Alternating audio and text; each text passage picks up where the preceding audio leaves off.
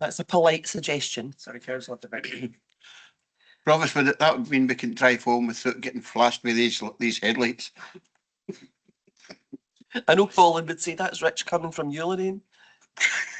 Try not to talk. I just close my eyes and hope for the best. Okay, so we finished for a wee comfort break after item 13. So we return to item 14. It's motion 8 by Councillors MacFarlane and Nicholson. We have an amendment. Who's the amendment from? Councillor Ann-Dowling, seconded by Councillor Ian McMillan. Has that been distributed, Carol? Okay, Carol's about to send it over to you, and I'll give you a wee minute to read it. Okay? If you could just let me know in your submission, Bruce, if you want to accept it or not.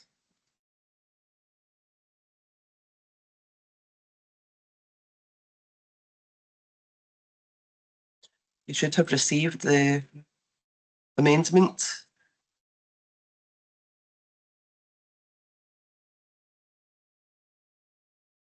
Just take the time you need, Bruce. Sorry, I think I'll just read my motion, Provost. Oh, that was quick.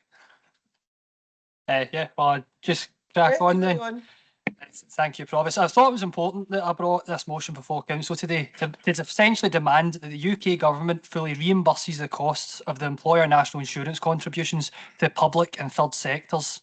And as Alistair has talked about earlier in the meeting, in terms of the impact that national insurance contributions will have, employers will now be expected to pay NI contributions on workers' earnings above £5,000, with the rate increasing from 13.8% to 15%. And in Renfrewshire, this will have a direct cost of £6.3 million per annum. And should the Labour Government fail to fully reimburse these costs, it will have a disastrous impact on local government finance. COSLA has estimated that the impact on local authorities will be around £265 million, and that's before the additional costs of contractors that undertake works on behalf of the council is taken into account. So it is extremely concerning that the current UK Government's proposals and compensation plan will not fully cover the increase in direct employment contributions. And we've heard here today from other motions from the Labour Party demanding that the Scottish Government or this administration increase investment in different areas. And whilst I may not disagree with their sentiment, Labour cannot come to this chamber and demand more money for services if their government does not fully reimburse these costs for local government and third sector. And it's not just, of course, local government and third sector. Small businesses in Paisley have been increasing in number, and there's been several new cafes opening up, and the SNP government has supported these businesses by providing the most generous small business bonus scheme in the UK.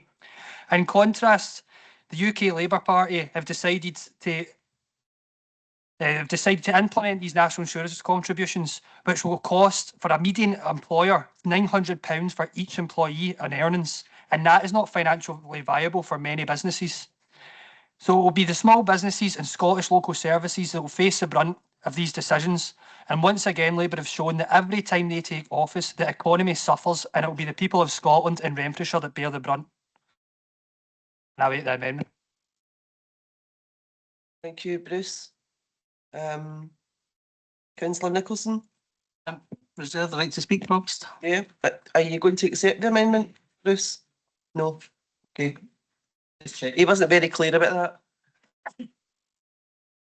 Okay, Councillor McMillan. Councillor Ann-Dowling. Thank you, Provost.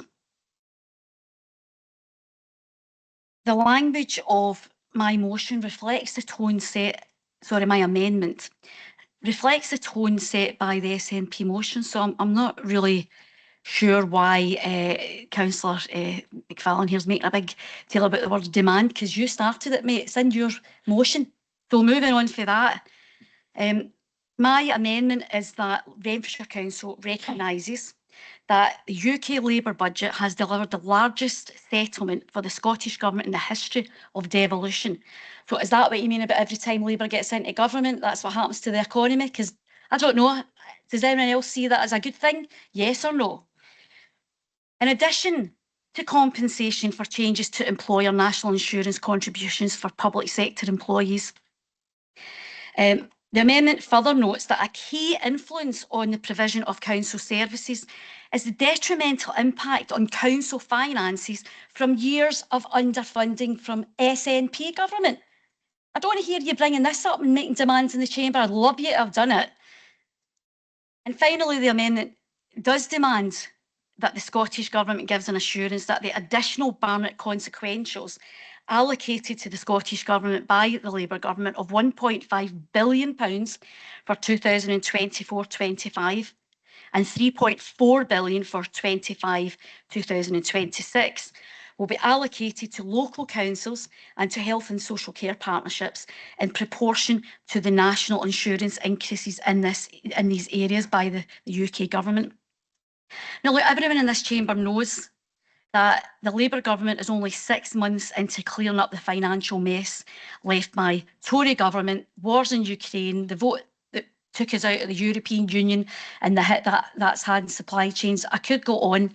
Labour's been in for 6 months and is clear it has been forced into making decisions that nobody wants to make when they first go into government.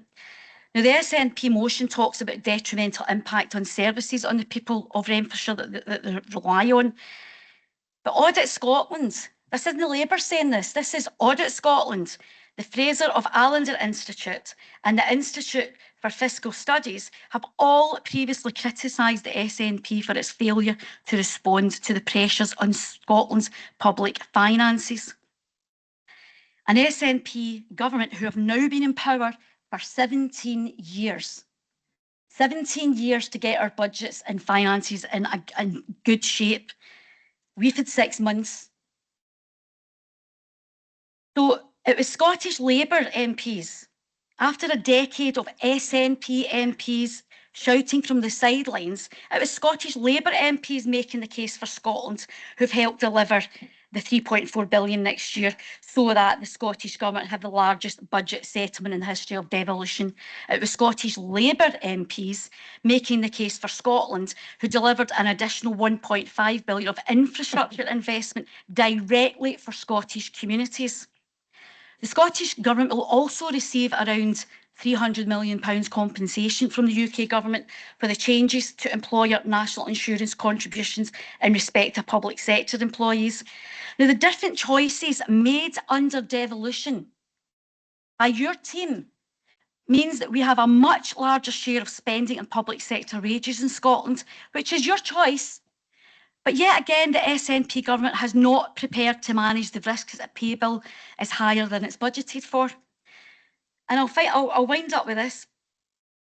The Scottish people voted for devolution. People expect the SNP government to make it work. Despite being in office less than 6 months, the Labour budget delivered more money than ever before for Scottish public services, while the Scottish Government also receives over 20% more funding per person than equivalent UK government spending. It's for the SNP government to allocate these resources and meet the priorities of the people of Renfrewshire.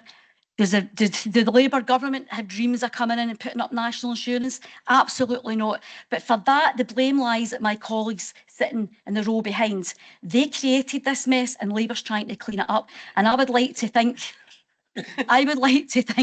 you created other messes, Eddie, but that's for another debate. I would like to think that SNP colleagues here would get behind the Labour amendment that is asking the Scottish Government to use all the resources at its disposal to meet the needs of this council. Thank you. Councillor Ann-Dowling. Councillor McMillan. Thanks very much.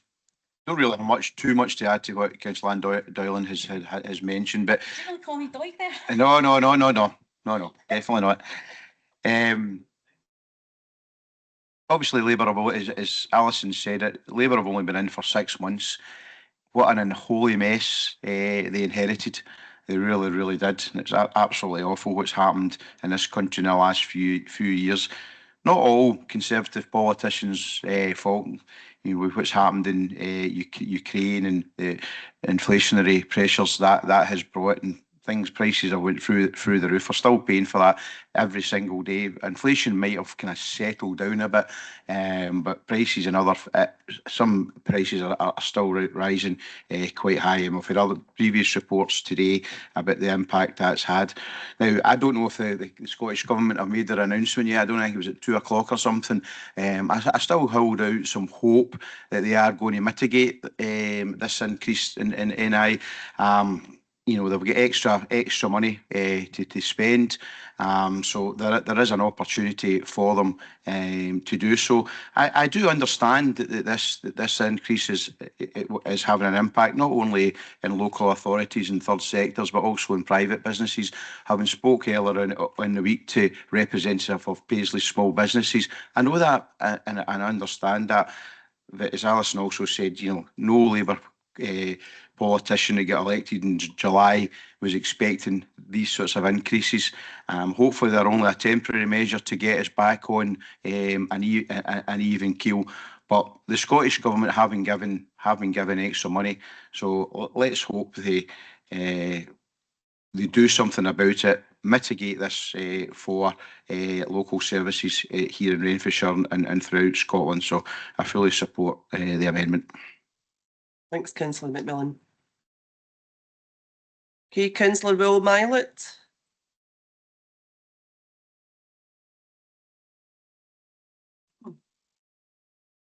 Oh, sorry, I think that just took a few seconds just to sort of kick in there, Provost. Can you hear me okay?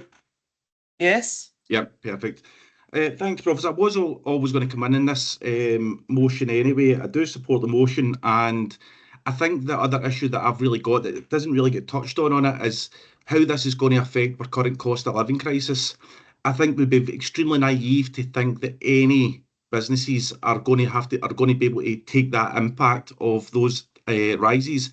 And I think it's really us as consumers right across Renfrewshire and right across the whole of Scotland that are going to feel that impact of those prices rising. And I think that is what we're going to see. And again, it's not something that I really feel has been touched on. I think we've obviously looked at how we can mitigate that within our local authorities.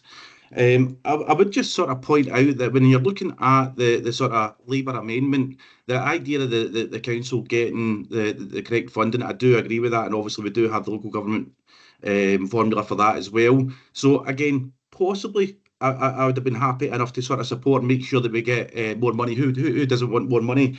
But again, I think across the board, the whole idea of raising the national insurance is a really poor idea. I think there's many ideas that could be done, and it's extremely poor. The other thing that I do keep noting from Labour, and I think this is where you notice things, we spoke, there was a vote in 2014, people refused, didn't want to go ahead, and I fully accept that was the decision at that time. But in a democracy, we have the right to choose. I hope people do believe that we are living in a democracy, and that the very fundamental idea of a democracy is we can change our minds. Otherwise, they're what we say, well, we voted Labour in 6 months ago, we know we're stuck with them for 5 years. But is that for the next lifetime? Is that for the next generation? No, it's not. People are allowed to change their minds, and people are allowed to, again, looking at the current situation with the pensioners losing the £300 payments as well. Again, to sit here and try and defend any of this is quite implausible from people that I think should actually know better than try to defend the indefensible. Even their own leader in the Scottish Parliament, guess what? They did defend it. They want to come into power and then change it all. So again, let's look at it in a proper way. And again, this is political point scoring. It's clear to see. And again, my views on this is the best thing about our decisions about Scotland are best taken in Scotland by the people of Scotland. That's pensioners, £300, and that is also when it comes to the tax rises. Thank you, Provost. Thank you. Councillor Andy Doig. Thanks very much, Provost. What we seem to have here today is, and it's getting me depressed at Christmas, Provost. We've got yet another shadow boxing debate between new SNP on the one hand in Edinburgh and Blue Labour in London. And neither of them, to me, seem to really be that credible in terms of running governments these days. In terms of the Labour motion, I look at it and instinctively I want to support it. The difficulty is a lot of the Barnett consequentials have already been eaten up in terms of wage increases to public sector employees, which we would all support, and in various other directions. That's about the limitations of devolution, and that's where I come to criticise the SNP in Edinburgh.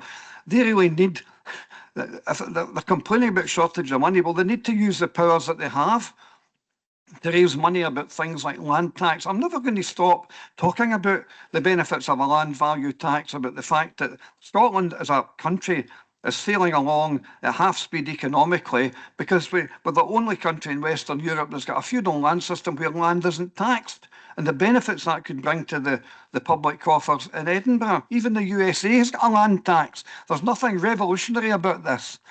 So yeah, the SNP in Edinburgh need to rediscover some of the radical roots and look backwards and to see how the pioneers of the SNP might have tackled some of these issues. They need to be more bold and use the powers that they have. And they need to be pointing out as well that really, at the end of the day, devolution is failing as a solution. It's not a solution. It's not a solution at all. But I would say to Rachel Reeves and the government in London, they need to rediscover, they need to look back as well to Labour governments that used to actually know how to run a government based in Keynesian economics where they could borrow to spend. It is about growing the economy, but you can't just grow the economy without money from somewhere. There's not a national government in the world doesn't borrow money to grow. It's how you handle that money is the important thing. So I'm inclined to say, Provost, I'm sorry, a plague in both your houses, both new SNP and Blue Labour. Thanks. Thanks, Andy. Councillor Andy Steele. Aye, Merry Christmas, Andy. Yes. I just wanted to come in and, in the spirit of Christmas collegiality, put on record my strong support for the point Councillor Doig makes about land tax. Me too, yeah. Yeah, I don't think that's a particularly controversial point within the ranks of the rank and file SNP. And I don't have a lot to add to this. I was going to call you convener, apologies, Provost. Point's been made that Labour have only been in for 6 months. In that time, they managed to have, I've written them down, 10 pledges, 7 pillars, 3 foundations, 5 missions, and 6 new first steps. And a parties and a pair tree. Well, I was going to say they've had more launches than a Calmac ferry, but that's a touchy subject. And the SNP side of the room, we'll probably leave that. We'll leave that one to one side. The point was made less friendly, Alison. I'm sorry, you didn't want to raise the NICs. Well, you did. There's no point in saying you didn't want to do it. You did. You chose that. That was a political choice, and it has left us, yous, and every elected member in this room looking at less resources to help our constituents. That should be our first and last priority, I would argue. And in terms of the money that's coming, I'm more than happy to see money coming to Scottish Government and from there down to a council level. None of us disagree with that. I do have to point out it's decent this year. Not fabulous, it's decent. It's less, but more next year. Years 3, 4 and 5 are predicted, are on the Chancellor's own figures, to be exactly the same as we were getting from your colleagues behind it you were having a go at. So if you didn't like it when they did it, it's not going to be much better when you guys are doing it. The block grant, it's a bigger miracle than the loaves and the fishes. It really is. It can be used for anything and everything repeatedly. I think maybe England should move to having a block grant system. They could wipe out their £22 billion black hole. Maybe they could even reinstate their winter fuel payment. Thank you. Thanks, Councillor Steele. Councillor Jacqueline Cameron. Thanks, Provost. Yeah, I just wanted to say that since 2017, we've had 7 years of our Labour colleagues bringing motions forward to write to Scottish Government, We've taken that in the chin, and we have been team local government. And when our government get it wrong, we've been quite happy to say, actually, do you know what? You've got a point there. Well, I would like to see a wee bit of humility from the Labour colleagues on the benches there to say, our government are getting it wrong and we don't agree, because since 6 months that they've been in power, you have defended every move that they've made that I know that privately you must be thinking, what are they doing? So a wee bit of humility and let us know that what you actually think instead of just defending the party line. Thank you. Okay, thank you. Councillor Cameron. Councillor Jim Paterson. Thanks, Provost. A lot of points have been made. I mean, it's disappointing, and I fully believe that Labour colleagues didn't expect to have to defend their government's record within the first 6 months, but given the legacy they inherited, there was never going to be a honeymoon period. Let's face it, it was always going to be straight to fairly unpopular decisions. some are popular decisions that I tend to agree with, and some I don't. The national insurance one, in principle, I don't have an issue with, although I think there should be more mitigation for the third sector and small businesses. I've got no problems with your multinational companies who can well afford to pay more NI contributions, coughing up and paying it, because they currently, a lot of these multinational companies pay staff who are supported by tax credits, and the only reason they can do that is because of government intervention. So I think it's quite right for these bigger companies to stump up for more national insurance, and I've got no shame in asking them to do that. Suppose we talked about the kind of divergence of devolution, which is important. The devolution is there so we can do things differently in Scotland. I recognise that. What I do take issue with is the constant need for mitigation. Mitigate this again and again and again from the previous government with the bedroom tax. We're talking about now mitigating the two-child cap. We're talking about mitigating, and there is only so much mitigation you can do. There comes a point where if these decisions taken elsewhere are having an impact, and I think there's only one solution to that. But however, I know that not everybody agrees. But the national insurance contribution increase, if I was to be charitable to the now Chancellor, I think for me that's one that the civil servants sold her. It would be an easy rise compared to some of the other choices, and I think the political fallout of it wasn't thought through to the impact on the likes of the third sector and small businesses. It's totally excluding the public sector, the impact on that, where a number of third sector groups have already said they may need to cease operating, or they may need to decrease their models, lay off staff to offset the national insurance. And I know that probably wasn't the intention with the NI rise. It was kind of more targeted at these big businesses, but that in reality, unfortunately, is the fact. So unless it's fully mitigated, and we can argue about that, but if we talk about the audit, Scotland, well, COSLA has done their own figures, and it's 270 odd million just to mitigate it at local government. So if you think 300 million can mitigate it for the whole of Scotland, well, I've got news for you, that's probably not going to happen. So choices will have to be made, and that's fine if we own those choices. But if we're back here in a year's time with a motion to write to the Scottish Government to mitigate something because of choices they've had to make to offset the national insurance rise, the hypocrisy would need to be pointed out. And it's no easy, trust me. I've been sitting in this chamber since 2016 defending our government, and sometimes I agree with them, sometimes I don't. And where we don't agree with National Care Service, for example, we've stood up to be counted. Certainly when I used to attend COSLA, I always made the case for more government, local government funding, and sometimes that was forthcoming and sometimes it wasn't. But it's not an easy gig, so I do have sympathy with our Labour colleagues, and they've got a record to defend now for the first time in a while, and it's not always easy to dance in that head of a pin, so I appreciate that. But these NI insurance contributions are going to have a detrimental impact. That's a reality. To be honest with you, I'd more than happy to write to the Scottish Government for more money as well, but I think the motion, it stands itself perfectly fine on this occasion. A separate motion to write to the Scottish Government to demand more money for local government, where do we sign up? I mean, that's how I feel about that. So that's everything I've got to say in the matter. Cheers. Thanks, Councillor Paterson. Councillor Ann-Dowling, you've already spoken to your amendment, but I'll give you a minute to make whatever point it is you want to make. 1 minute. Thanks. I hear you, Provost. I'll be very brief. There was a large number of points that were raised there, so I appreciate you giving me the opportunity to respond.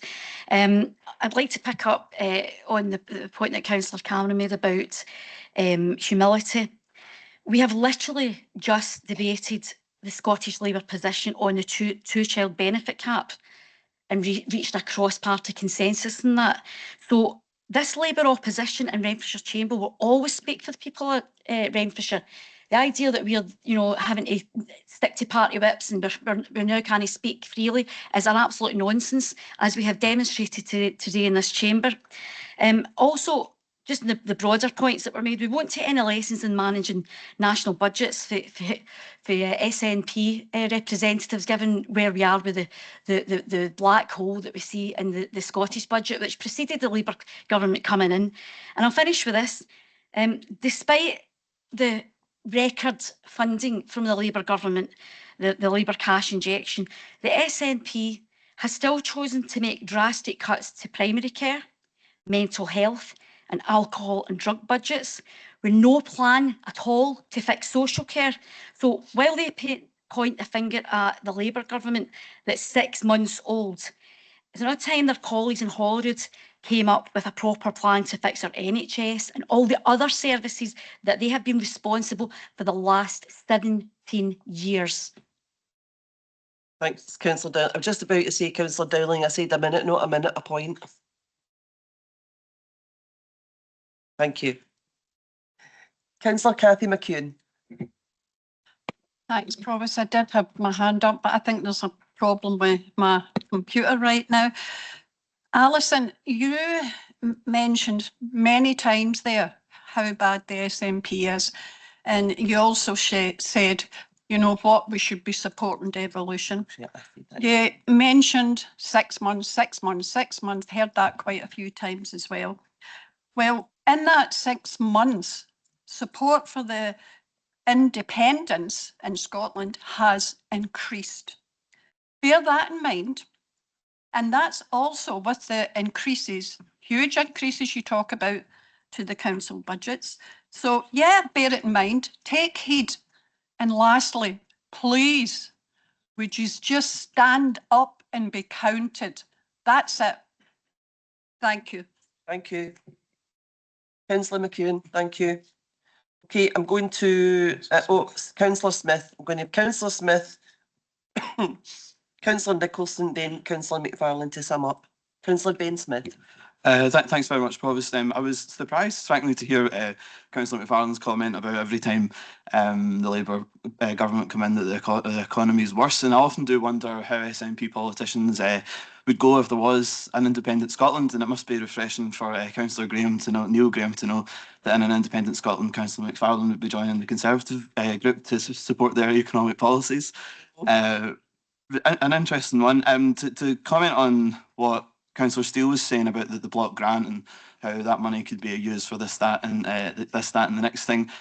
It would be great if the block grant wasn't being used to plug the gaps of the many various SNP incompetencies that have racked up a bill where we're facing the prospect that we're not going to be able to do amazing things with this block grant. Now, that would be nice.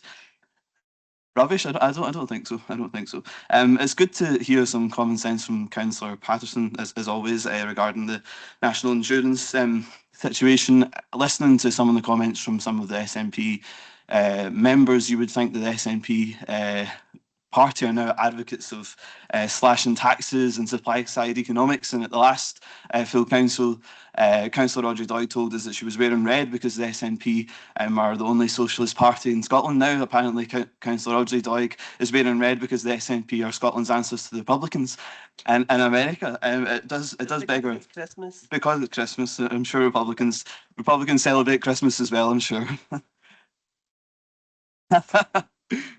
You suit them, Audrey.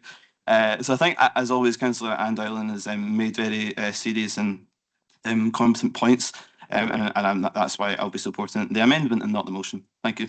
Thanks, Councillor Smith. Okay, Councillor Ian Nicholson. Thanks, Provost. Councillor Steele mentioned a lot of things that have happened with this government since 6 months, but they also had a reboot of government, I think, last Tuesday. I don't know how that went.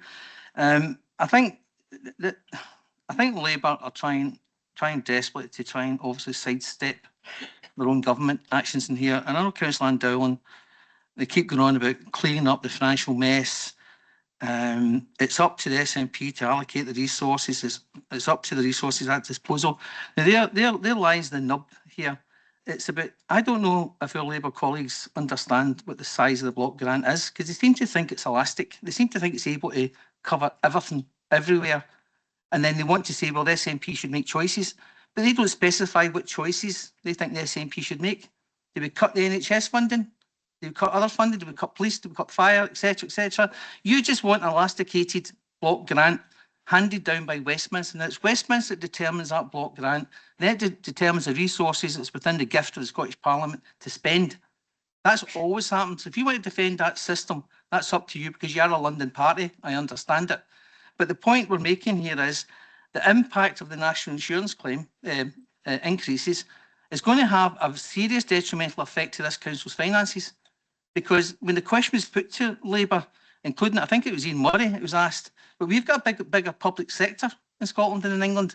So if they apply the Barnett consequentials, we're 20% odd short to cover even that basis. So are Labour now advocating a smaller public sector in Scotland? Because that's what's going to happen. I know the Tories are nodding. I think their pals at the front are desperately trying to keep their heads from moving, because that's the outcome of this. Because if you apply that as well, and the answer from Labour's understanding was, well, that's your problem.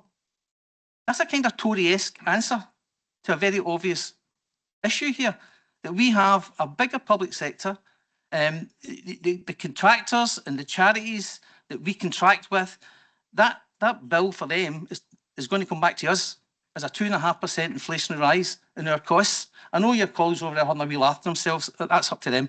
So the point I'm making here is that we need to start getting serious about the council's finances here and the impact that's going to be on it. Whilst you're sitting there busy defending your colleagues in Westminster, now we were promised no more austerity, and that's what we've got. We've now got austerity coming through, and they keep wanting to blame the SNP government for its choices and where it spends its money. But you need to remember all the austerity come through from Westminster for the best part of 15 years. Yep. It squeezed the finances.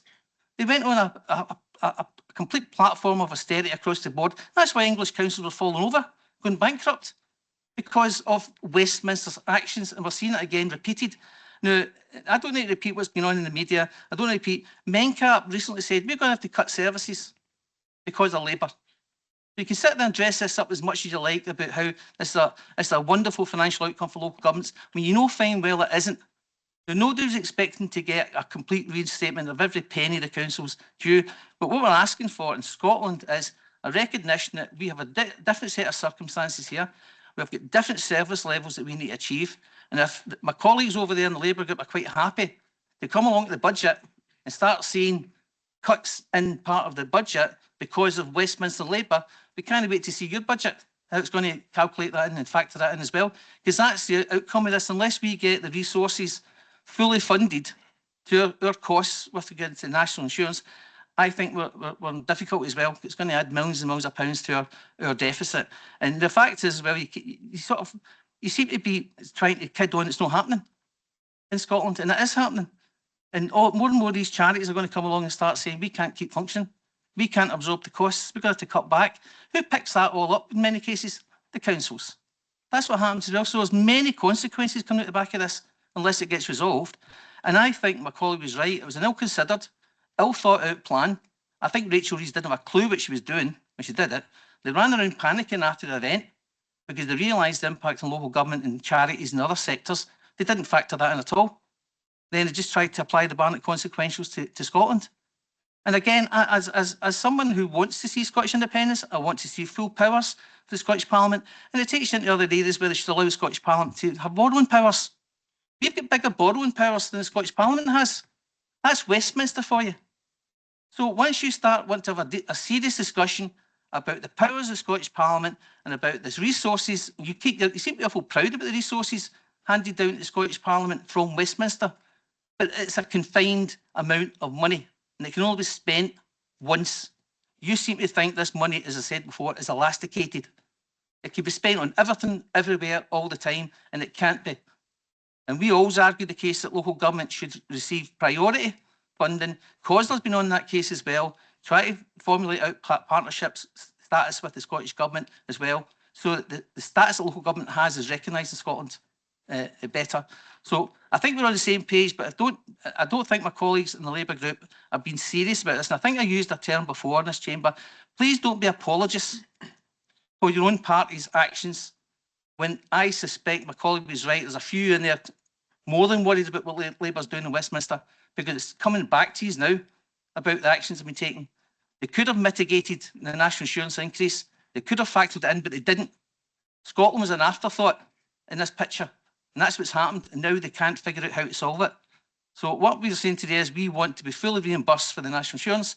I don't think that's a demand that's unreasonable. And that also includes the charitable sector and other third sectors as well. I don't think that's an unreasonable demand, but Labour seems to think it's unreasonable. But as I say, I'm happy to second the motion today. I think it's something this council should be proud to support and then push forward on that agenda, Provost. Thanks. Thanks, Councillor Nicholson. Councillor Gilman, I see you've got your hand up. I was just about to bring in Bruce to sum up, but if you make your contribution short and snappy, I'll be happy to let you in. Very, very quick. And Okay, can everybody check their microphones, please? Yeah, it's okay, it's me.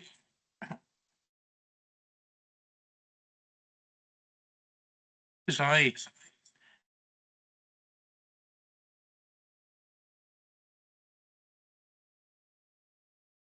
I do beg your pardon, Provost. Okay. I pressed too many buttons at once. Yeah, I know that Councillor Nicholson was mentioning about job cuts in a smaller public sector. Maybe just refresh his memory. In 2009, 2010, the SNP Lib Dem administration cut 300 jobs in 2009 and 700 jobs in 2010. So job cuts do happen under a lot of administrations. I also seem to remember they gave senior officers about 20+% pay rise just to sweeten the pill a wee bit. But there we are. So it's a horrible thing losing your job. Anybody that's been served in redundancy know what it's like. It's pretty grim. So just as Councillor Nicholson raised the point about public sector job cuts, just perhaps refresh his memory that it did happen in Renfrewshire, and the SNP and Lib Dems were responsible. Point of information. Sorry, Councillor Gilmer, Councillor Aye. Nicholson? I'm not aware of this council or any council prior making people redundant. We've always operated a voluntary early redundancy scheme. So using job cuts and all the rest of it is a complete misnomer, as Councillor Gilmer knows, and that applies equally to Labour administrations as well. We've always operated a voluntary early redundancy scheme in this council, and we also have a no redundancy policy. So I'm not quite sure where it's coming from, Provost. Thanks. Thanks for clarifying that. Councillor Alec Leishman, you're another one. Wee sneaky hand in there. As quick as you can, please. I actually do feel as if I should apologise, Provost, because I really didn't plan to contribute to this. In fact, we were actually planning to sit back like Waldorf and Statler and watch the show. Listen, I'm making like it's a serious subject, but I'm not really laughing. Although I should say that I wish I could express to you what it is actually being a Tory, listening to two sides of a chamber in front of you accusing each other of being Tories. I've actually felt a bit like the rope in a tug of war. You know, I'm getting pulled one way, and it sounds as if anybody object to what you would just say, these are all Tories. So just there we go. But listen, whatever all the things that have been said, I have to come in simply because the word Tory was used as a pejorative, and just want to clarify that whichever way the Tory group votes when the vote comes, we obviously distance ourselves from the use of Tory or Conservative as a pejorative. Thank you. The question is, are you accepting Bruce into your party? Anytime.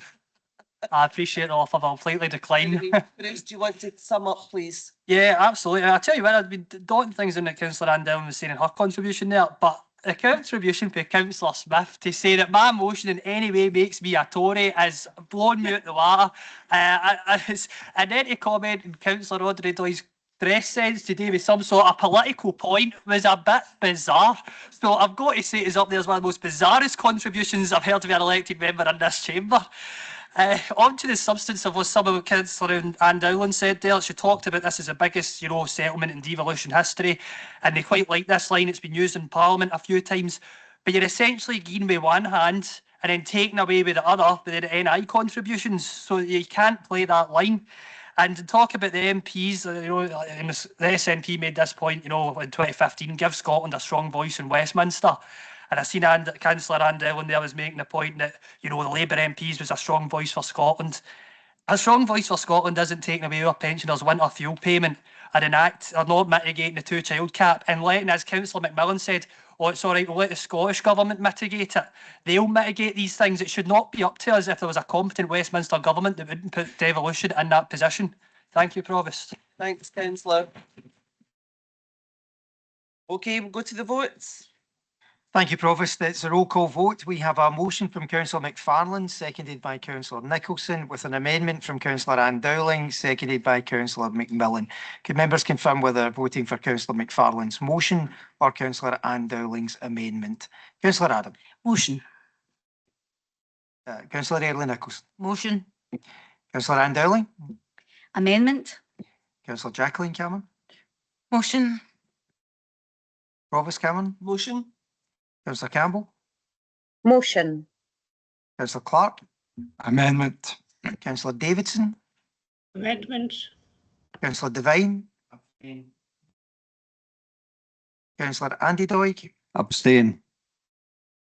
Councillor Audrey Doig. Motion. Councillor Gilmore. Amendment. Councillor Grady. Amendment. Councillor Gillian Graham. Amendment. Councillor Neil Graham. Motion. Councillor Gray. Motion. Councillor Hood. Abstain. Councillor Hughes. Motion. Councillor Innes. Motion. Councillor Leishman. Motion. Councillor MacFarlane. Motion. Councillor James McLaren. Motion. Councillor Kenny McLaren. Motion. Councillor Mags McLaren. Motion. Councillor McCulloch. Amendment. Councillor MacDonald. Amendment. Councillor McEwen. Motion. Councillor McGonigal. Motion. Councillor Maguire. Amendment. Councillor McGurk. Motion. Councillor McMillan. Amendment.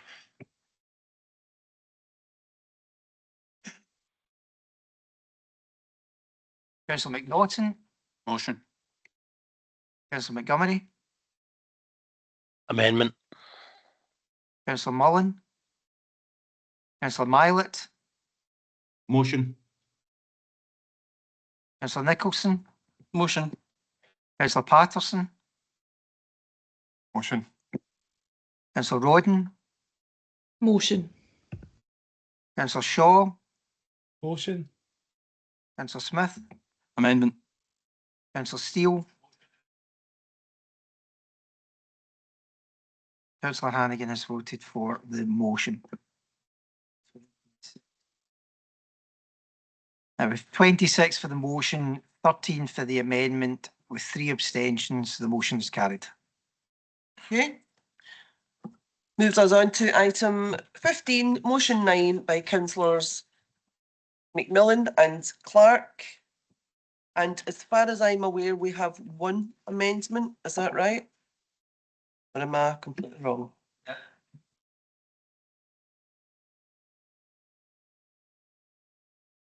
Do you have the amendment, David? Has it been?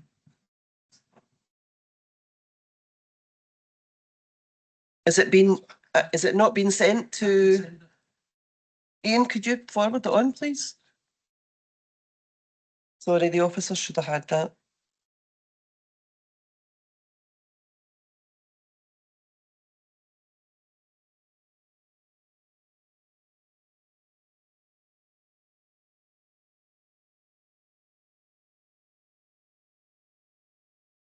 Did you have it yet? Right, Dave, thank you.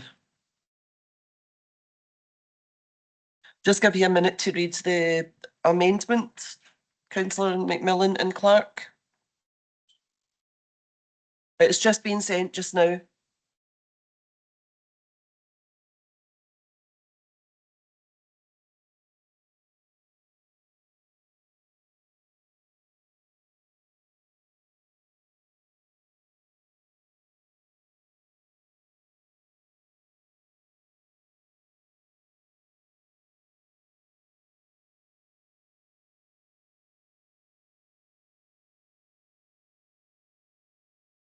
Okay, that's it. Should be in your inboxes now.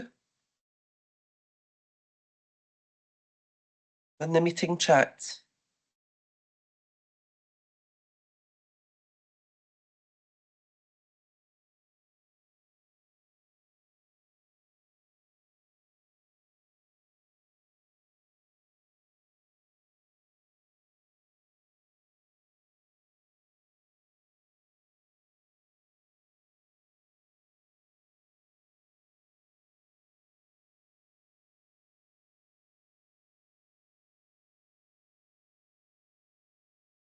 Yeah, you sent the right one. Councillor McMillan, just whenever you're ready, you can No, no, it's fine. If you need another minute to read it, it's absolutely fine. I'm happy to wait. You not just delete it out?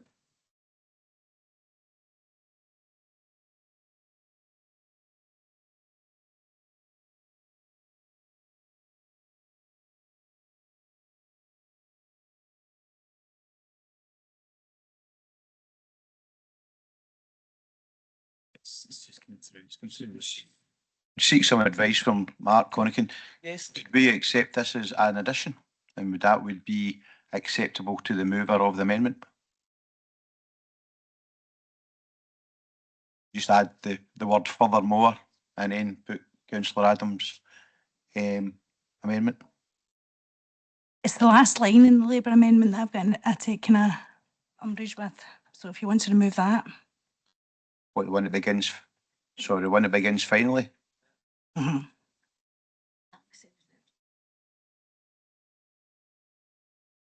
The same as your last line, pretty much, is it not? No. Same thing. You're suggesting that the IGB aren't working for the best for the people of Renfrewshire. What's that say? Finally, council agrees IGB needs to work with residents. So I'm not going to get hung up about the last line. If it's a given that the IGB does work, I can live with that. Can we have a wee bit of clarification there here? So If I can come in, yeah. Provost, I think what is being, and I think it'd be easier if we just establish whether we've got agreement, because if we do that, don't then have to take us through an explanation as to where we would end up. What I'm hearing is that Councillor McMillan would be prepared to accept the amendment as an addition. Councillor Adam is suggesting that she would only be prepared to agree to that if the final line of the Labour motion, which reads, finally, council agrees that IGBs need to work for the residents and service users of Renfrewshire, was deleted. Yep. If Councillor McMillan's prepared to agree I'm fine with that. and Councillor Adams prepared to add, then I think we've got an agreed position. That's fine. Yep. Okay, Chair, okay. please. Councillor McMillan agrees. We agree? Okay. Yep. So we're fine with that. You can still Fine with that. you still speak to your motion. Yeah, okay. Thanks very much. I'm going to try my best not to be party political on this. Oh, try my this is best. agreement. Come on. You know, party politics is not my style. Not often, not often anyway. Listen, like everybody else, last week I was waiting for the Scottish budget to be announced. And I'll have to be honest with you, I was looking for the IGB stuff long before I was looking for other stuff. And I didn't see anything. I didn't hear anything. Now, I can't pretend that I watched every single bit and read through every line. And I know, and I've said this before, they might be standing up in Parliament and now saying we award extra money for IGBs, and I sincerely hope so. But I have been a bit disappointed that the Scottish Government have not really made this a priority. IGBs. You know, and I know we've taken out the final line, but really IGB should be working for the people of Renfrewshire and indeed the people of Scotland. And I don't believe that what's facing us tomorrow, and I say us, the IGB, which you'll know is meeting tomorrow, there are some decisions on there which are unpalatable, to be perfectly honest with you. And I know that my SNP colleagues will have similar views to myself. I know that the officers who are bringing this forward will have exactly the same feelings. But we find ourselves in that position that in order to balance the books, we may well have to make those kinds of decisions. And of course, if we don't balance the books, then we get into something that some of you are familiar with, the financial recovery, which could be even worse than some of the issues that are facing us. So I am extremely worried about the knock-on effect of potential cuts or potential decisions we're having to make. And I worry who's going to pick that up. We mentioned earlier on, if services disappear, is it the council that's going to pick them up, which is going to put us in further turmoil, further financial turmoil? Is it the third sector who would pick it up? Or more worryingly for me, and I'm sure a lot of people will sympathise with this view, will it be the carers who are having to pick up these services? We all know carers, they do an absolutely fantastic job, and thankfully they're more and more recognised, the work they do for their loved ones. I think that was one of the few positives to come out of COVID. People started to understand what carers do. So I'm more and more worried about how the impact is going to be felt by the communities here in Renfrewshire. And one of the reasons I brought this motion was because I know, speaking as a former chair, this might sound a bit ironic, but I don't like IGBs. I don't like how they operate. I don't like how they work. I don't like their structure. I don't like the hierarchy. I just don't like them at all. They seem to have a total lack of accountability. Having 4 councillors on it, it's not democratic as far as I'm concerned. There are only 4 councillors on it, although we all struggle to do their job every couple of months when we have our meetings, and we do it to the best of our ability. But there's another 39 councillors in this room or on screen who will feel the impact of these decisions. Well, some of them might well feel it as individuals, but certainly their communities will feel the impact of these decisions. And I'm extremely worried. I don't think I've ever been so worried and upset and concerned about any decision I've had to make in these chambers. Never ever. It's just absolutely awful. So the reason I brought it again today was really to just kind of stimulate some debate, and I probably know the views of my colleagues on the IGB, and certainly we welcome Jacqueline Cameron back onto the board in the new year. But I want to hear what other people have got to say as well. And I think people should have their say. They might not have their say tomorrow at the IGB or the next IGB in March, but they can obviously have their say today. But I say, I'm extremely worried, more worried than I've ever been before. So thanks for giving me the time to move this motion. Thank you. Thanks, Councillor McMillan. I think everyone shares your concerns. I think it's safe to say. And any financial issue facing us at the minute. So your second is Councillor Clark. Councillor Clark. Thank you, Provost. I hope that each councillor has read through the Saving Ideas for IGB consideration paper, which was available to us, just to see what the £19 million worth of cuts means in terms of what will happen for people in Renfrewshire. I realise that these are just suggested savings and the decisions have to be made by our partner agency tomorrow. But these cuts are going to affect the disabled, the elderly, the mentally ill, those with learning needs whose services are being taken away. The Child Smile campaign, which helps people to have good dental hygiene, particularly important, I think, for young people coming from the poorer backgrounds, where they don't sometimes have access to the kind of teaching they need. Plans to reduce the substantive number of council care staff. NH staff, for some reason, seem to be exempt from this programme of voluntary redundancy and early retirement. I wasn't quite clear how that only applies to council staff, but it seems to.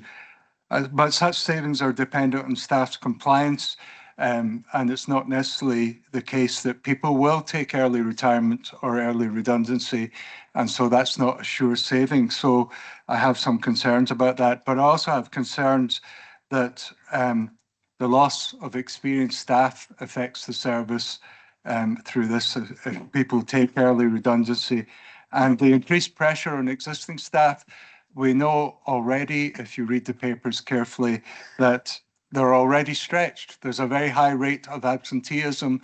There's quite a large number of mental health issues with the caring staff who are involved. So as a partner agency, this council needs to express some concern, I think considerable concern, about what we're facing through the IGB.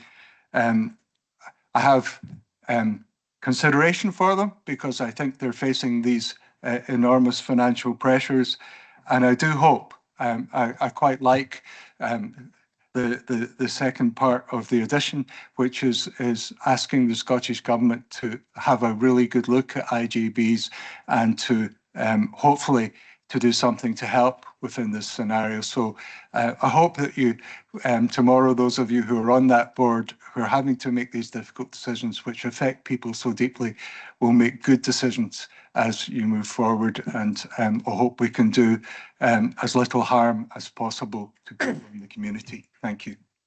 Thank you. Councillor Jennifer Adam. Thank you, Provost. The reason that we're asking for a systematic review of the IGB for financial sustainability is because, you know, we can only work within the financial envelope that we're given. We're currently at a time where we face unprecedented demands across all of our services. We've got a backlog from COVID, we're coupled with inflationary pressures, workforce challenges, a significant increase in our prescribing budget that continues to increase at the hands of the pharmaceutical companies when dealing with high demand and short supply. The new NI contributions that will undoubtedly have a devastating impact on our private care homes and our private care providers. The recent pay awards, the regrading of our staff that's backdated to 2020 that will come out of our general reserves. It's the perfect storm of pressures that we're currently facing, as I stated at the beginning, at a time where we face unprecedented demand across the board. We've also got a very complicated two-tier model when it comes to the funding system, one that the NHS has and the other system that comes from the council, which is far from straightforward.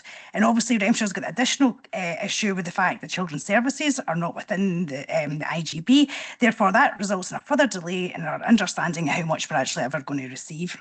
And therefore, that's why I'm calling for a systematic review of the integrational scheme with regards to our financial sustainability. So there was something else I was going with regards to tomorrow's meeting. What we're looking at, there's no decisions. What we're talking about tomorrow is allowing the officers to go away and look at a 10% reduction. After what happened last year with the proposals of obviously the mergers, we felt certain people felt as if they were getting targeted. So the decision was taken to have an equitable approach, and the most equitable approach would be to look across all services. But as I say, that's only giving officers permission to go away and have a look. They'd still have to come back with quality impact assessments to see how that is going to affect. Every group of people are vulnerable within, you know, that are using services. So there's not one more vulnerable than the other. So that's all. We've always got to take cognizance when we're dealing with it. But as I say, we'll have the meeting tomorrow, and I'm glad that Ian's accepted this, because I do think we do have to have a look at it. And I agree with what Ian's saying as well with regards.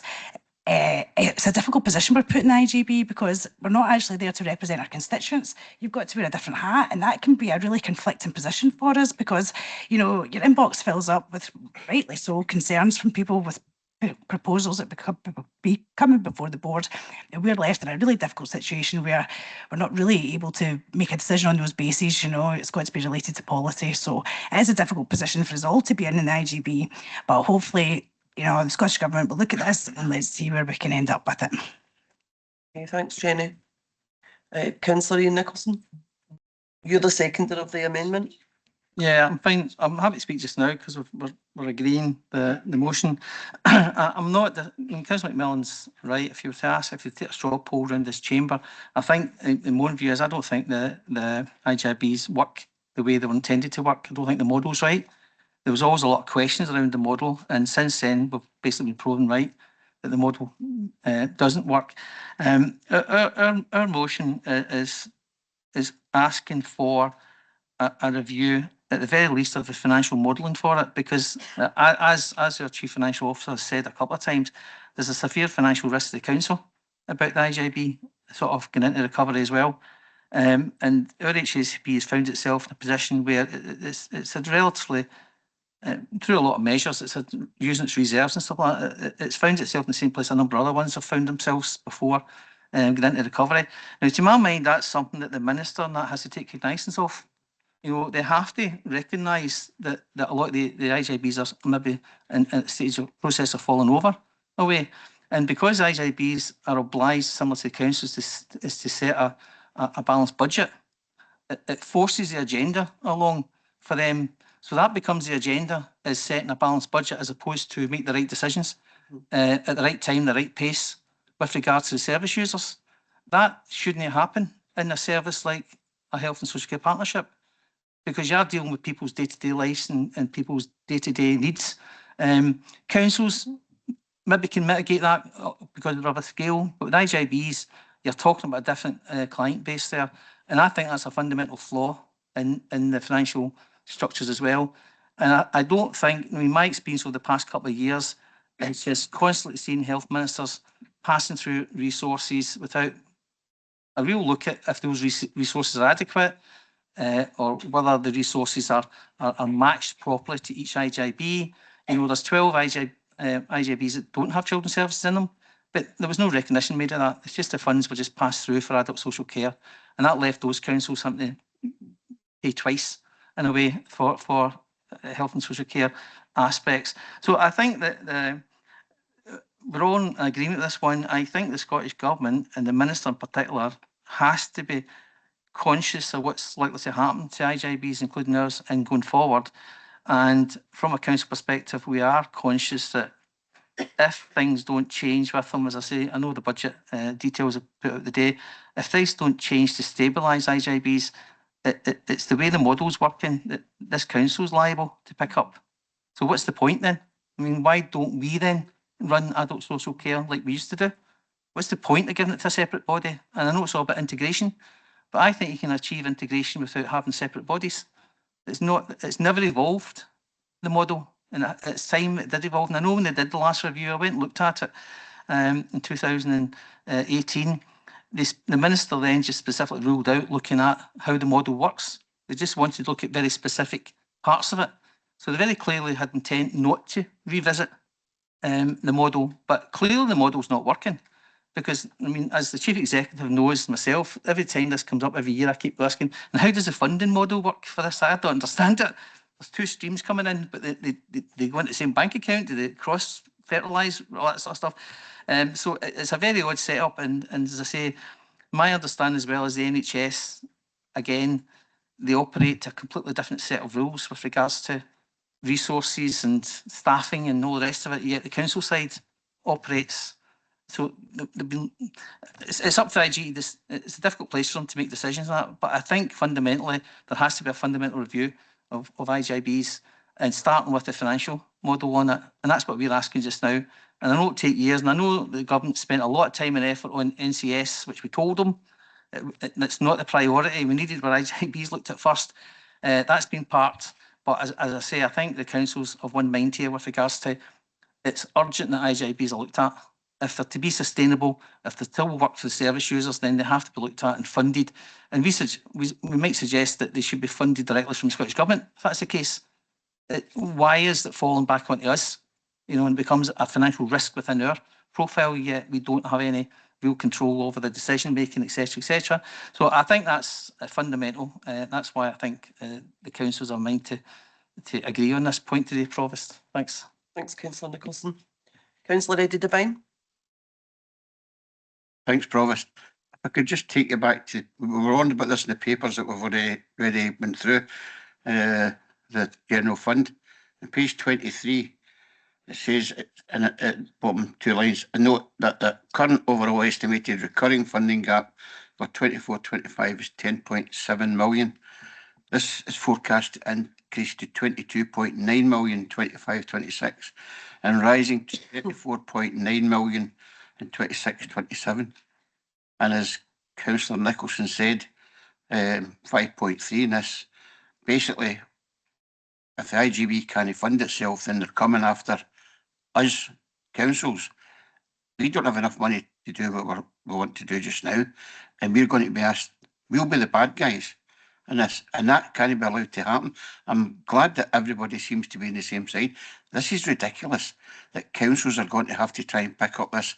We already know what we went through when we tried to, when we kind of cut back on the, I can't remember, it's in MacFarlane, that place out there, and that was just a small place. This is going to affect a hell of a lot of people. And I think it was Ian McMillan said, where are we going to go with this? With people that, we're talking about opposing cutting Ward 36 or what it is. That will pale into insignificance if this comes true. £34.9 million. That can't be allowed to happen. And we as a council should not accept the blame for this. I remember way back when we were virtually forced to sign on to this nonsense. And look where we are now, what, 10 years later? Ian Nicholson will probably tell me better than that. But this just can't go on. This is ridiculous. Thanks, Provost. Thanks, Councillor Devine. Councillor Roger Doig. 12.5 years. That's when the IGBs come in. And as Ian has said, he was the chair.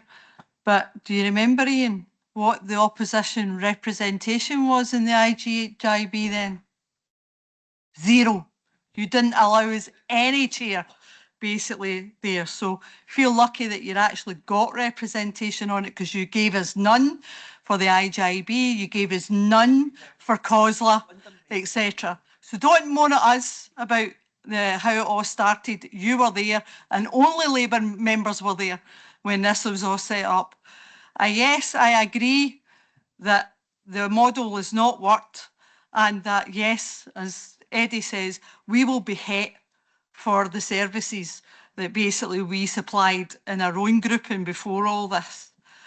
I am appalled that our people that are on the representation in the IJB are in a position that they have to make, because we cannot, because of the ring fencing, go for anything within the NHS.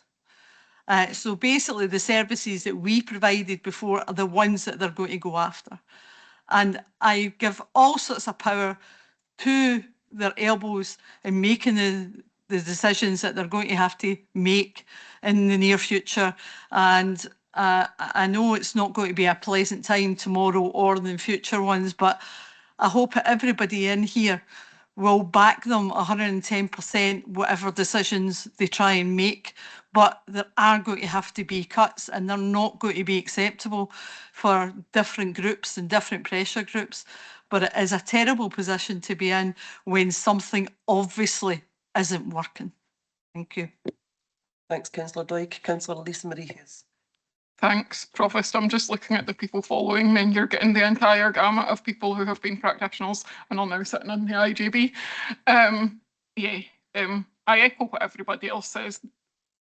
These papers and the decision and the things that we have been discussing over the past few months are the most difficult things I've grappled with in my life. I think that people in the chamber will know I'm a former practitioner. I think that what health and social care do is vitally important work, and it needs to be funded properly. And the thing that really, I don't have so many issues with the model. I appreciate you don't like it because you consider it not to be democratic. I don't think it's that. I think the issue with the model is that the entire way it's been set up is inequitable. You have got the two major services, because let's not forget we have lots of subsector organisations who support health and social care, but the two major organisations are funded in completely different ways and have completely different ways and how they disperse those funding. Councillor Clark referred to VR being accessible to us and not being accessible, and health just don't do it. So we are the bit of the organisation that can do it, I guess.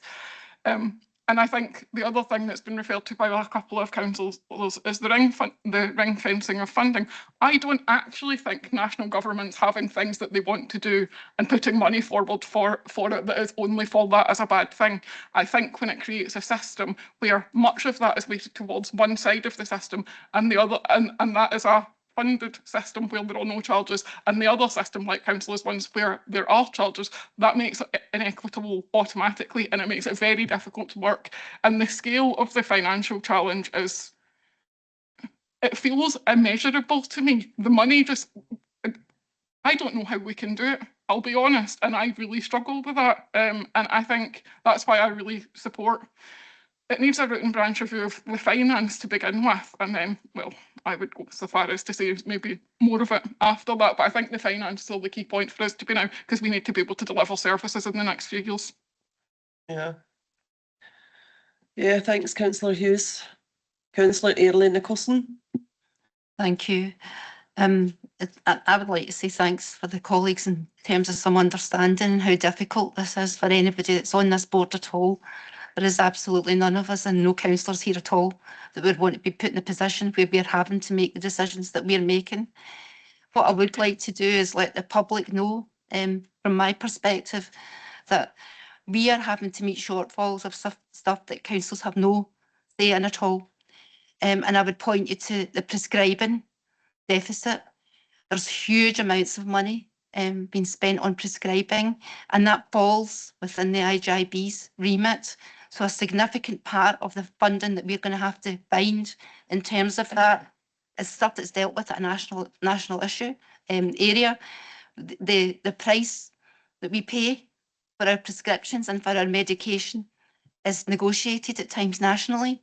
Yet, if we're sitting in a deficit, we as a council will need to find how we make up the difference in terms of these national negotiations.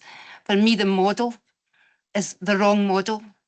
Integration, people can work together, but we don't need bodies of the kind that we've got just now with the unfair terms and conditions, working arrangements in place where we don't have an equality of power, I would say, in terms of that.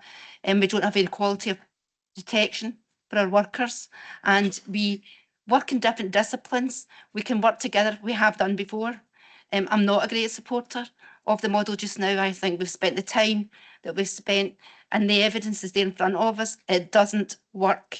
There are very few IGIBs who are turning around and saying this is a great idea for us, it's working. It's been nothing but difficult right the way across, and I'm really pleased to see this. I've sat on the IGIB and I will make the decisions that I need to make tomorrow in terms of having people look at things that I would never want them to have to look at, because this is people's lives.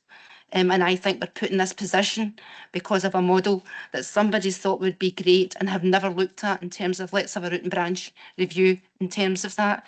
So from that perspective, I think people need to know what makes up this deficit and how high the hill is that we'll need to climb to get there. And I've not got a lot of confidence that we'll actually make up that. It's a huge amount of money in terms of even the 10% that we're looking at across the board in terms of equality. There's no saying whether we'll actually reach that or not. So, and then what happens next year? And then what happens the year after that? Where do we end up? So that's really all I wanted to say. Thanks. Thanks, Councillor Nicholson. Councillor Jacqueline Cameron. Thanks, Provost. So for my sins and glutton for punishment, I'm going back to the IJB, and it is a really, really difficult role. I was chair from 2017 to 2022 of the IJB, and 2018 I talked to the Cabinet Secretary at COSLA about standardising IJBs because, you know, the glitches, the anomalies that Councillor Nicholson mentioned, you know, that I think that was the point where they could have been standardised and looked at so that we didn't have this constant fight about what money went where. I have to say, I don't disagree with anything anybody said, but I think the IGBs were running not bad, and that was even through a global pandemic. But now that we've hit this really severe cost of living crisis, that's where we're in trouble. And as everyone's pointed out who's an IGB member, we've a different hat there, and in the past couple of years, that hat has been very uncomfortable because we are there to balance the books. That's our job. We're there to make sure that the IGB doesn't go into financial recovery, but it really leaves us between a rock and a hard place. And I know that all our constituents were writing to us saying, you work for us, and we do as councillors, but in the IGB, it's a completely different role, and while we can listen to what they have to say, we are obliged legally to make sure that those books balance. And I think that's where now, when we're in such difficult financial circumstances, that is a really uncomfortable position to be in as a councillor, and yeah, and it's quite alien to us. So it has been very difficult over the past 2 years, and some of your colleagues, Ian, were saying, why am I going back? But I just think, you know, I've got 7 years experience now as an IGB member, and I want to take that back to the IGB and make sure that we all do the right thing for the people of Renfrewshire. Thank you. Thanks, Councillor Cameron. Councillor Jim Paterson. Thanks very much. I just wanted to pick up on a point with Councillor Adam, and I agree that having children's services separate complicates matter, but I have to say I'm extremely glad it is separate and that is still within the control of the council. Not that there's not challenges and not that there's not difficult decisions, but at least they're being made by the majority of councillors, and we're not finding ourselves in a position where you're having to answer for decisions we have very little input. So I think in retrospect, I know there's a minority of authorities who have done that. I think there's 7 or 8 across Scotland that kept their children's service. I think that looks like a very good decision now.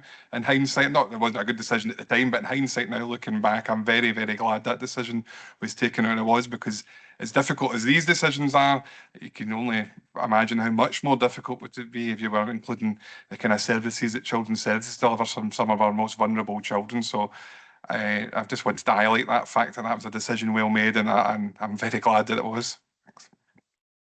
Thanks, Councillor Paterson. Okay, that wasn't a very nice debate, I have to admit. Not a good place. I'm just about to bring you in there, Ian, yeah. If you want to come in and sum up, we don't have any more hands up. Looking around the room, I think you can go ahead. No, this is what I set out to achieve, and that was to have a mature discussion about the issues that are facing the IGB. And I keep saying the IGB, but it's not the IGB, it's the people out there in the community are facing this.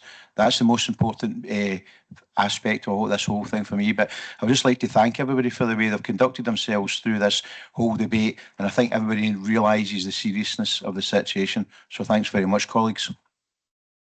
Well said, Ian, and I think, you know, for us to have a bit of consideration for our colleagues who are in that position, I don't envy you one bit, I really don't. So, yeah, that's it. Motion accepted as amended. Agreed. Thanks, everyone. That brings us on to motion 10. That's Councillors Clark and Smith. Councillor Clark. Thank you, Prof. I'll just ask if there's any amendments first. Any amendments? No? None. I hope that we can get through this quickly, Provost. You've got the motion before you. Obviously, decisions are made about police stations by Police Scotland, but I do think it's important that we as a council are aware about what's happening with policing in our communities. And here in Paisley, I've got a particular concern. In July, the community policing team for all of Paisley moved to Johnston without warning. 3 days after Police Scotland told the Paisley Daily Express, no decision had been made on the future of the Ferguslie Park and Mill Street police stations. And during the uncompleted public consultation, they said they were doing a consultation, they already moved the community police out to Johnston before the community consultation was completed. So do I trust them as we move forward? I'm not too sure. Last week I asked, because I was putting this motion, I asked the police for a response. They said there's no decision in respect of the site. However, as I have assured the local authority in public forums on many occasions, there will be no withdrawal from the area until a suitable local location is identified. Hope that's of assistance. Well, no, not really. Can we as a council allow the police to close and sell the Mill Street building for what will be a substantial amount of money, and then take that money and build a new police station down in Greenock, which is not a bad thing to do, but it's taking the money from the Paisley Mill Street building to do that, and then hope maybe to get into Renfrewshire House and rent a building here, having taken all that money from the original police station. What I'm hoping is that we just support the motion which asks them to have a like-for-like service and to retain CID in Paisley. I think that's a reasonable request, and I hope that you can back that. Councillor Clark, could I just maybe ask a question? Obviously, we all have concerns about what's happening with the police presence in the area, but it has been quite some time since the police let us know individually as councillors that what their plans were, and that was quite some time ago, and I was only just wondering about the timing of the motion. Has something else happened in the meantime that's instigated you bringing this here today? Well, some of our other possible properties, Robertson House is now going to a different place, so that was one possibility, and that was decided over the last few weeks. I haven't really heard I don't know if you have the response from that public consultation. Did we get any feedback from that as I officials? haven't, that was why I was Yeah, wondering about the so- statement, because I haven't. So it's that silence and lack of transparency, which is why I brought it. And it's just, I did write to them because I didn't want to bring the motion without actually contacting them to ask them what's happening. And that was the one sentence response I got back, which didn't clarify anything. Okay. Thank you. Ben? Councillor Smith? Thanks very much, Provost. Yeah, I think I do agree with Councillor Clark. The reason we have it before us today is because of, and that silence concerns have grown, and especially, and I'm sure in all our inboxes and in the press, people are concerned. I think it's imperative that in Scotland's biggest town we have a 24/7 police desk, and the forefront of my mind for the reason for that is that it's a place of safety, because unfortunately people, often women and girls, find themselves in unsafe and dangerous situations because of the acts of criminals. And criminals don't keep regular working hours, so that's why we can't have a desk that's only their regular working hours. We need to have a place of safety 24/7 in Scotland's biggest town, as I've said. So I'll second the motion. Thanks, Provost. Okay, thanks, Councillor Smith. Councillor James McLaren? Thank you, Provost. I raised this concern about police closures some time ago with the audit risk and scrutiny. That was a few months ago. So I welcome this motion today. I do feel that, like has been said, that there should be a public counter in the town, both for residents and visitors that come here. I'm also concerned about the time taken, or that would be taken, by officers having to go to Glasgow, for instance, to make reports, or taking suspects for questioning. I would like some clarity, though, over the wording of the motion, perhaps. Who are we making this request to? And in the last paragraph, I feel we should be saying where we want the like-for-like provision. It doesn't make that clear. Thank you. Perhaps that could be addressed. Okay, Councillor Clark, do you want to clarify that just now before I move on? So obviously we would send the copy of the motion, which I already did send to Police Scotland, just to see what their comment on it was, to them. And obviously we're talking about Paisley because that's the police stations which are mentioned in the motion.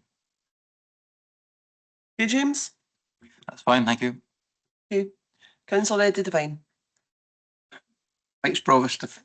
5 of us attended the local area committee on Tuesday night in Glenburn, and there was I'll not name names, but there was a person there who told us what young people were seeing in the Paisley area, and that it was a rise of violence, and the reason where there were where there was dangers in particularly the centre of Paisley. And the last thing you see in the centre of Paisley is a police officer. I don't blame ordinary police officers.